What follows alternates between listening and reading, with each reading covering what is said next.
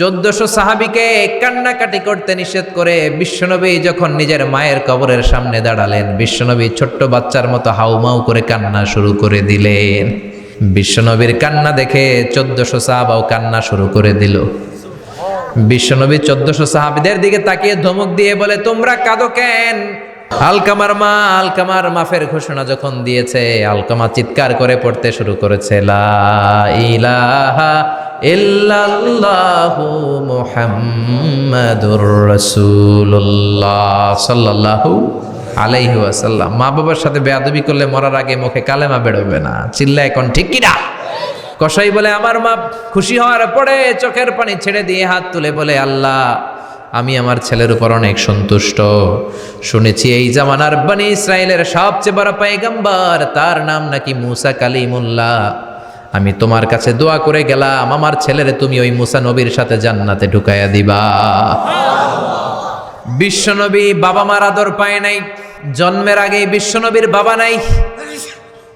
6 বছর বয়সে মা নাই। দাদার কাছে মানুষ হয়েছেন, চাচার কাছে মানুষ হয়েছেন। বিশ্বনবী হুদাইবিয়ার উমরা যেদিন করতে যাবেন, 1400 সাহাবীকে নিয়ে বিশ্বনবী উমরা করার জন্য রওনা হলেন। পথিমধ্যে আবওয়া নামক জায়গার মধ্যে বিশ্বনবীর মায়ের কবর। বিশ্বনবীর মায়ের নাম কি? তোরা দেখে যা আমিনা মায়ের কোলে, মধু পূর্ণিমারি সেথা চাঁদ দোলে, যেন উষার কোলে রাঙা রবি দোলে।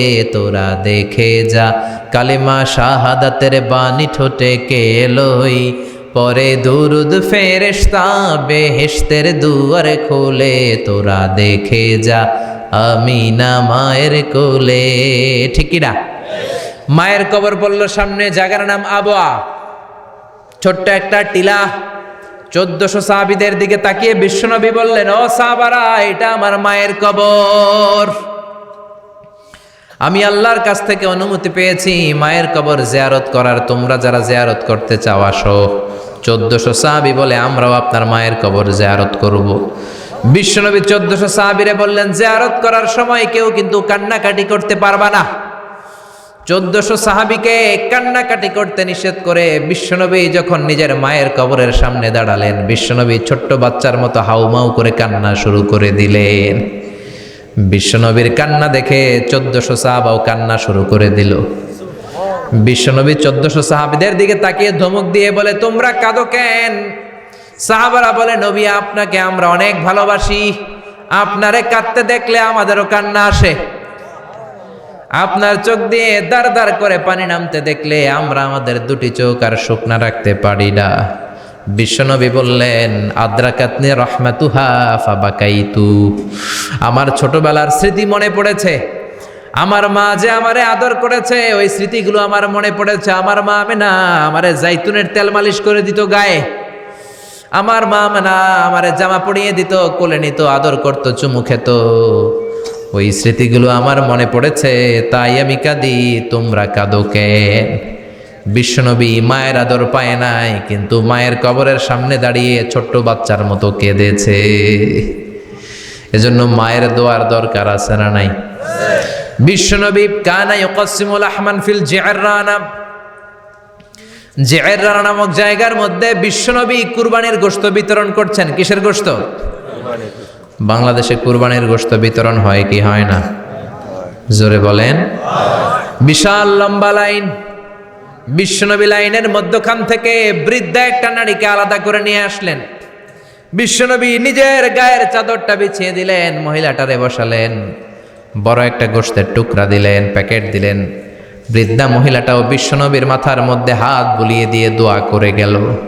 সাহাবীরা বললেন, ইয়া রাসূলুল্লাহ, ইয়া হাবিবাল্লাহ, হাজার হাজার মানুষ, কাউকে তো লাইন থেকে আলাদা করলেন না। কে এই বৃদ্ধা মহিলা? কেন এই মহিলারে নিজের চাদরের উপরে বসতে দিলেন? বিশ্বনবী বললেন, জন্মের আগে আমি বাবা হারালাম। 6 বছর বয়সে মাকে হারিয়েছি। মায়ের বুকের দুধ আমি খেতে পারি নাই। যেই মহিলাটারে আমার চাদরের উপরে বসতে দিলাম, এই মহিলাটা হলো আমার দুধ মা হালিমা, বনু সাদ গোত্রের হালিমা। এই হালিমার বুকের দুধ খেয়ে আজকে আমি তরতাজা নবী মুহাম্মদ। চিল্লায় কোন আল্লাহু আকবার। এজন্য মা বাবার দোয়ার দরকার আছে না নাই?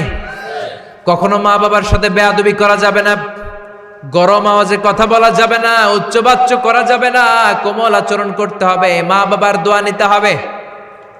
কোনো কারণে মা বাবার সাথে যদি ঝগড়া হয়, বাকবিতণ্ডা হয়, আজকের মাহফিলের পরে মা বাবার পা ধরে আমরা ক্ষমা চাবো। রাজি আছেন? সবাই রাজি আছেন? কেউ যদি মা বাবার পা ধরে ক্ষমা চায়, মা বাবা কি ক্ষমা না করে পারে? আর আম্মা আব্বার পায়ে ধরে চোখের পানি ছাড়তে কি কোনো লজ্জা আছে? জোরে বলেন আছে? আজকে আমরা ক্ষমা চাইব, আজকে আমরা দোয়া নিব। মা বাবার দোয়া সবচেয়ে বড় দোয়া। মায়ের দোয়া থাকলে ওই ব্যক্তি কখনো ব্যর্থ হয় না। মায়ের দোয়া, আল্লাহর রহমত, এই দুইটা যদি জিনিস যদি কারো জীবনে থাকে, সফলতা তার হাতে ধরা দিবে, ঠিক কি না? এজন্য আল্লাহ বললেন আমার স্পেশাল ফয়সালা দুইটা। কয়টা? ওয়াকাদা রাব্বুকা আল্লা তা'বুদু ইল্লা ইয়্যা ওয়া বিল ওয়ালিদাইনি ইহসানা। প্রথম ফয়সালা ইবাদত হবে একজনের, তিনি কে? আল্লাহ। আল্লাহ ছাড়া অন্য কারো জিকির করা যাবে? আল্লাহ ছাড়া অন্য কারো কাছে চাওয়া যাবে? আল্লাহ ছাড়া কোনো মাজারে যে সেজদা দেয়া যাবে? দ্বিতীয় ফয়সালা হলো মাতা পিতার খেদমত করতে হবে। আমরা যতটুকু পারি মা বাবার জন্য অর্থ ব্যয় করব, তাদের খেদমত করব, তাদের কাছ থেকে দোয়া নিব। আমাদের জীবনকে উজালা করে দিবে কে? আরো জোরে বলেন কে? বিষ্ণু বলেছেন নাহাইতুকুম আন জিয়ারাতিল কবুর আলআনা ফাজুরুহা ফাইন্নাহা তুযাক্কিরুল আখিরাত। আমি একসময় কবর জিয়ারত করতে নিষেধ করতাম, বিশ্বনবী বলেছেন, কিন্তু এখন আমি নিষেধ করি না, কারণ এখন ইসলামের সব বিধান নাজিল হয়ে গিয়েছে। এখন তোমরা যাও, কবর জিয়ারত করো, মৃত ব্যক্তির জন্য দোয়া করো, কারণ কবরের সামনে গেলে আখিরাতের কথা স্মরণ হয়, ঠিক কি না? আপনার আব্বার কবরের সামনে গেলে আপনার মনে হবে আরে আমারও তো একদিন যেতে হবে, ঠিক কি না? এজন্য কবর জিয়ারত করবেন, কিন্তু খবরদার কবরে পড়ে থাকা লোকটার কাছে কিছু চাওয়া যাবে না, চাইতে হবে একজনের কাছে, তিনি কে? কিন্তু লাল শালু নীল শালুর নামে বিশাল গম্বুজ করে জট পাকিয়ে নামাজ নাই, রোজা নাই, ইসলামের সাথে সম্পর্ক নাই, এই সমস্ত মাজার ব্যবসার সাথে ইসলামের কোনো সম্পর্ক, এই সমস্ত গুমরাহির পথে হাঁটা যাবে না। আমি কোনো ব্যক্তির বিরুদ্ধে নাম ধরে কখনো কিছু বলি না, এটা আমার মেথোডলজির বিরুদ্ধে। এজন্য আল্লাহ বললেন খবরদার মা বাবার সাথে খারাপ আচরণ করো না। মা বাবার সাথে খারাপ আচরণ করলে যত বড় আল্লাহর ওলি হও কাজ হবে না। বিশ্বনবীর এক সাহাবী নাম হলো আলকামা। কি নাম? মৃত্যুর আগে দিয়ে আলকামার মুখ দিয়ে কালেমা বেরোয় না। সবাই মিলে আলকামারে বলে ও আলকামা কালেমা কালেমা পড়ো। আলকামার সামনে সবাই পড়ে লা ইলাহা ইল্লাল্লাহ, কিন্তু আলকামার মুখ দিয়ে বের হয় না। 3 দিন বিছানায় পড়া। কয়দিন? বিশ্বনবী বলেছেন লাকিনু মাউতাকুম লা ইলাহা ইল্লাল্লাহ, তোমরা তোমাদের মুমূর্ষু রোগীদের সামনে লা ইলাহা পড়ো। দাদা মরে যায়, চাচা মরে যায়, মুমূর্ষু বিছানায় পড়া, কাছে কানের সামনে যে পড়তে আরম্ভ করবেন লা ইলাহা ইল্লাল্লাহ, লা ইলাহা ইল্লাল্লাহু মুহাম্মাদুর রাসূলুল্লাহ। শুধু কালেমা যে পড়বেন, লা ইলাহা ইল্লাল্লাহ পড়বেন, আবার জোর করবেন না চাচা পড়েন চাচা কালেমা পড়েন, আপনি মরে যেতেছেন পড়েন, এগুলো বলবেন না। কারণ এরকম জোরাজোরি করলে এমনি তার রুহু বের হইতেছে, তার তো জান খারাপ। সে যদি রাগের মাথায় কয় না পড়ুন না, তাহলে ঝামেলা আছে না নাই? শুধু কানের সামনে যে মোলায়েম কণ্ঠে পড়তে আরম্ভ করবেন লা ইলাহা ইল্লাল্লাহ, লা ইলাহা ইল্লাল্লাহ, তাতেই সে বুঝে যাবে, ঠিক কিনা? বিশ্বনবীর সাহাবা আলকামার মুখ দিয়ে কালেমা বেরোয় না। বিশ্বনবী সুহাইবকে পাঠালেন, বেলালকে পাঠালেন, দুইজন যে আলকামার কানের সামনে কালেমা পড়ে, কিন্তু কালেমা বেরোয় না। বিশ্বনবী আলকামার বউরে ডেকে পাঠালেন, ও আলকামার বউ, আলকামা কেমন ছিল? আলকামার বিবি বলে খুব নামাজি ছিল নবী, জিকির করতো, তাহাজ্জুদ মিস হতো না। আলকামার বাবা মা দুইজনের কেউ বেঁচে আছে নাকি? আছে, মা আছে। আলকামার মারে ডাকো। বিশ্বনবী আলকামার মারে বললেন, ও আলকামার মা, তোমার বেটা আলকামা কেমন ছিল? আলকামার মা বলে ভালো ছিল, নামাজ পড়তো নি পড়তো, রোজা রাখতো নি রাখতো, তোমার সাথে কেমন আচরণ করত? এই কথা জিজ্ঞেস করার পরে আলকামার মা কান্না শুরু করে দিয়েছে। ডেকে বলে, ও নবী, আমার কথা শুনতো না, বউ পাগলা ছিল, নামাজ রোজা ঠিকই ছিল, কিন্তু আমার কথার গুরুত্ব দিত না, অনেক কষ্ট দিছে আমারে, আজ আমার মনে ব্যথা। বিশ্বনবী বলল, তোমার নিজের ছেলে কি আর করবা, মাফ করে দাও। আলকামার মা বলে, না মাফ করব না। কি বলে? ভেজাল আছে না নাই? বিশ্বনবী বললেন, লাকড়ি আনো, আগুন জ্বালাও, আলকামারে আমরা আগুনে ফেলবো। লাকড়ি আনা হলো, দাউ দাউ দাউ দাউ করে আগুন জ্বালানো হলো। সব সাহাবীরা ধরাধরি করে আলকামারে আগুনে ফেলবে। ইন দ্য মিন টাইম আলকামার মা এসে বিশ্বনবীর পা ধরে বলে, ও নবী, আমার কলিজার টুকরারে আগুনে ফেলবেন না। আমার নারছেরা ধন আলকামা, 10 মাস 10 দিন আমি পেটে ধরেছি, আগুনে ফেলবেন না। বিশ্বনবী বললেন, তাহলে মাফ করছো কিনা বলো। চোখের পানি ছেড়ে দিয়ে বলে, নবী যান, আলকামার ব্যাপারে আমার মনে আর কোনো দুঃখ নাই, আমার ছেলেটারে তারপরেও আপনি আগুনে ফেলবেন না, আমি আমার আলকামারে মাফ করে দিলাম।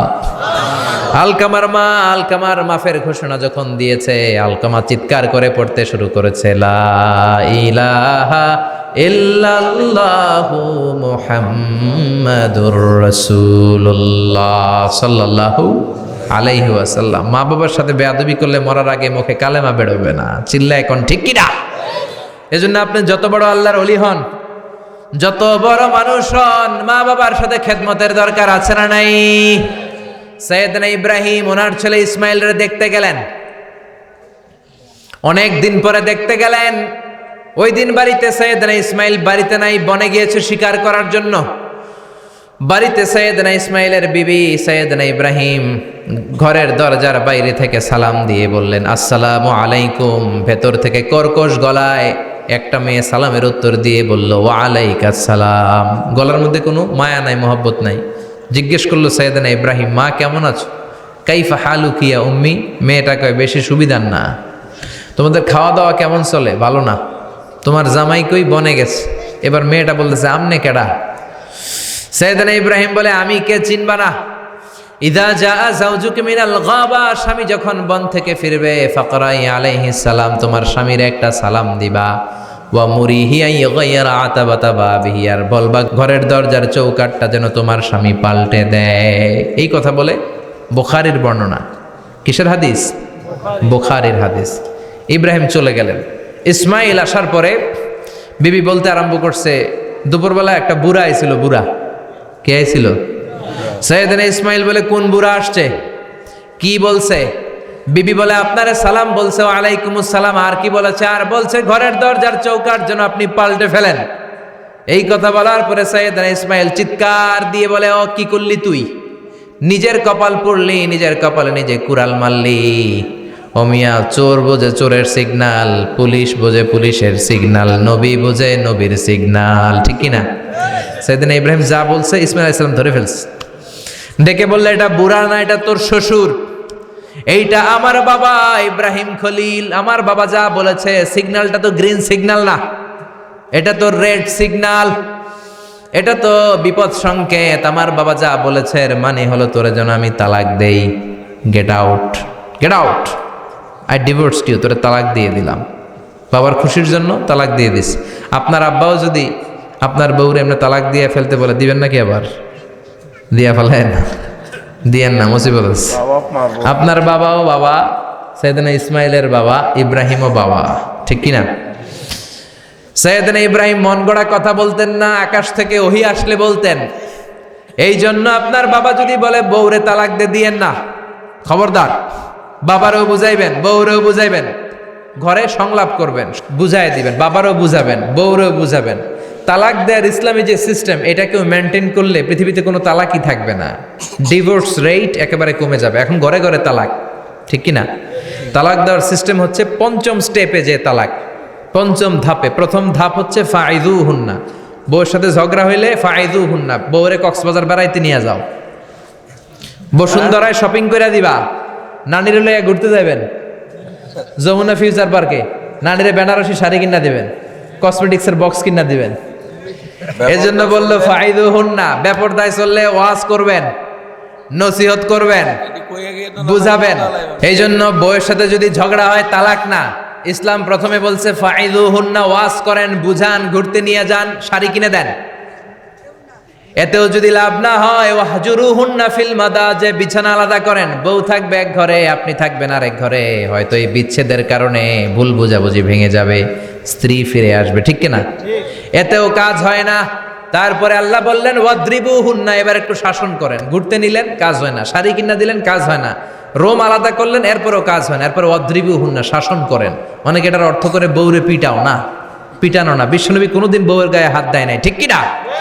এই অদ্রিবু হুন্নার শাব্দিক অর্থ হলো পিটাও, কিন্তু পারিভাষিক অর্থ হলো স্ত্রীকে একটু শাসন করো। মুফাসসিররা এই আয়াতের তাফসীর করতে যে হয়রান হয়ে গেছে। অনেকে বলছে ছোট্ট কাঠি দিয়ে পিটাও, আর বলে এই কথা শোনো না কেন, দুইটা বাচ্চা হয়ে গেছে, 3টা সন্তান হয়েছে, এখন সংসার ভাঙতে চাও কেন? অনেক মুফাসসির বলে মেসওয়াক দিয়ে বাড়ি মারো আস্তে আস্তে। অনেক মুফাসসির কয় কোল বালিশ দিয়ে পিটাও যাতে হাত পা না ভাঙে। ঠিক কি না? ওয়াদ্রিবু হুন্না, শাসন করো। শাসনও যখন কাজ হয় না, তারপরে আল্লাহ বললেন ফাবাআসু হাকামাম মিন আহলিহি হাকামাম মিন আহলিহা। উভয় পক্ষের মুরব্বীরা বসবে, মিলায় দেওয়ার চেষ্টা করবে। এতও কাজ হয় না, 4টা স্টেপ শেষ, 5ম স্টেপে তালাক। তাও রাগের ছোট যে আমরা বলে দিই 3 তালাক 22 তালাক, এভাবে না। তালাক 2 ধরনের, তালাক আর সুন্নি, তালাক আল বেদঈ। একটা সুন্নতি তালাক আর একটা বেদাতি তালাক। বেদাতি তালাক দেয়া যাবে না, সুন্নতি তালাক দিবেন। মানে প্রতি মাসে একটা। আপনার বউয়ের যখন মাসিক হয় না, যখন পিরিয়ড হয় না, আপনার বউ যখন সুস্থ আছে, ক্লিন আছে, তখন 1 তালাক। 1 মাসের মধ্যে ফিরে আনার সুযোগ আছে না নাই? 1 মাস পরে দিবেন 2য় তালাক। 2য় মাসেও ফিরে আনার সুযোগ আছে না নাই? ঘরে রাখবেন, হয়তো বিবিরে দেখে আপনার মনে ভালোবাসা জমবে, বিবির মন নরম হয়ে যাবে, বিবিকে ফিরে আনা যাবে। 3য় মাসে 3 তালাক যখন দিবেন, আর ফিরে আনার সুযোগ নাই। এটাকে বলে আত-তালাক আল বাঈন আল বাইনুনা। এরপরে আর ফিরে আনার সুযোগ নাই। এই প্রসিডিউরগুলো যদি মেনটেন করেন, তালাক হবে? তালাক হওয়ার সুযোগ আছে? এজন্য এগুলো মেনটেন করে তালাক দিবেন, ডিভোর্স রেট কমে যাবে। ওমরে ফারুকের জামানায় এক লোক তার স্ত্রীকে 100 তালাক দিছে। কয় তালাক? এরকম ডাকাত বাংলাদেশও আছে না নাই?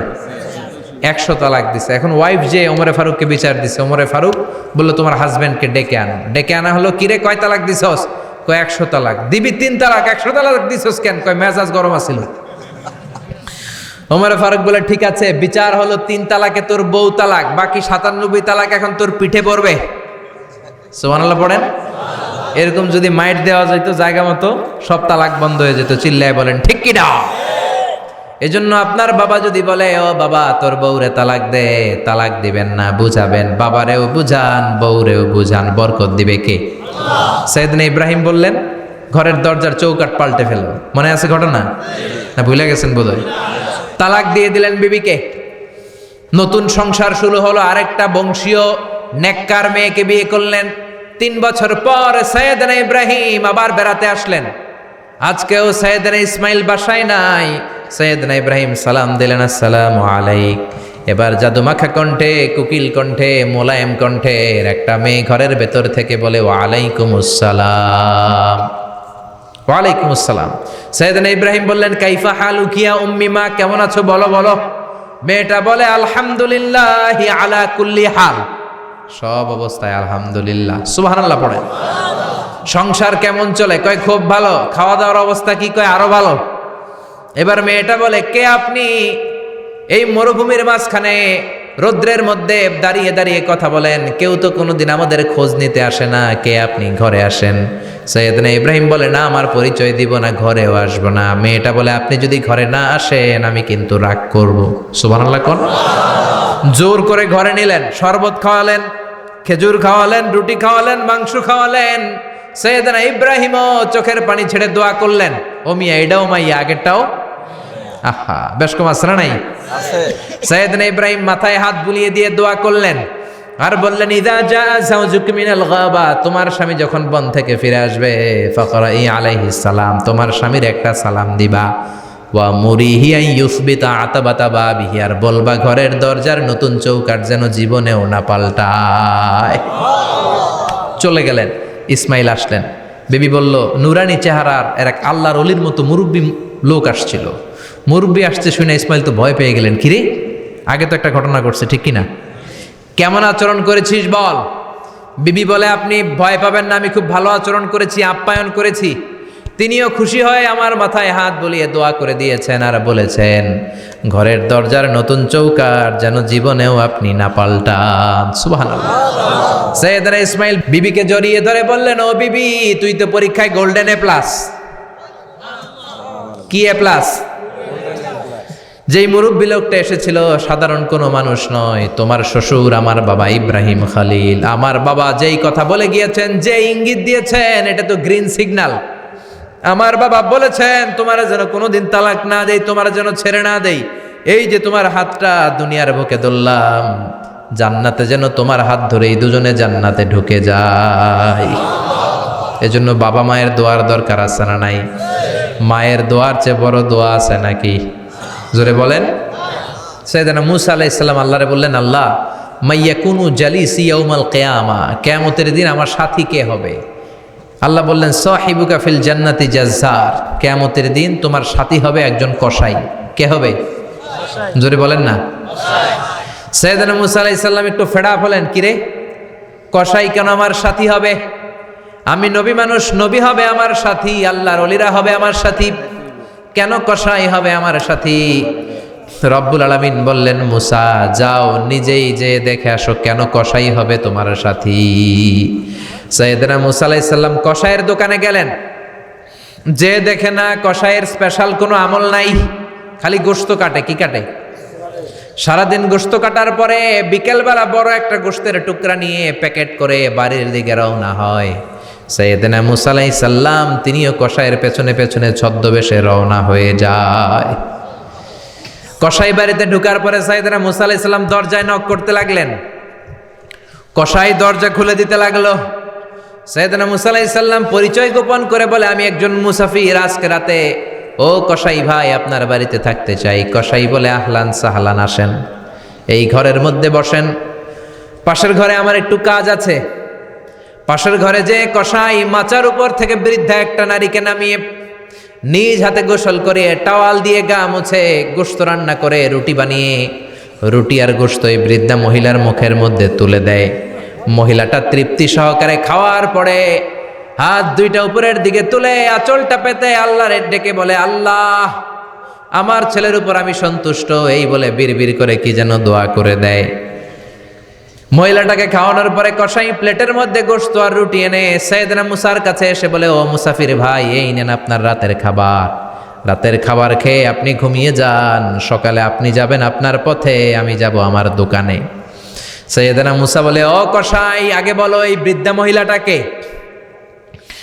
কসাই বলে, বৃদ্ধা মহিলাটা ছাড়া দুনিয়ায় আমার কেউ নাই, আমি ছাড়াও এই বৃদ্ধা মহিলার কেউ নাই। এই মহিলাটা হলো আমার জনম দুঃখিনী মা, মা ছাড়া আমার কেউ নাই, আমি ছাড়াও মায়ের কেউ নাই। প্রতিদিন আমি আমার মারে গোসল করাই, নিজ হাতে রান্না করে খাওয়াই। সাইয়েদনা মূসা বলে, তোমার মা হাত তুলে কি দোয়া করলো এটা বলো। কসাই বলে, আমার মা প্রতিদিন রাতে খুশি হয়ে একটা পাগলা দোয়া করে, গত কয়েক বছর ধরে এই দোয়াটা করছে, অনেক বছরের দোয়া, আমি জানি কোনো দিন এই দোয়াটা কবুল হবে না। সাইয়েদনা মূসা বললেন, কি দোয়া? কসাই বলে, আমার মা খুশি হওয়ার পরে চোখের পানি ছেড়ে দিয়ে হাত তুলে বলে, আল্লাহ আমি আমার ছেলের উপর অনেক সন্তুষ্ট, শুনেছি এই জামানার বনি ইসরায়েলের সবচেয়ে বড় পয়গম্বর, তার নাম নাকি মূসা কালিমুল্লাহ। আমি তোমার কাছে দোয়া করে গেলাম, আমার ছেলের তুমি ওই মূসা নবীর সাথে জান্নাতে ঢুকাইয়া দিবা। মূসা আলাইহিস সালাম বলে, কানেকশন তো এই জায়গায়।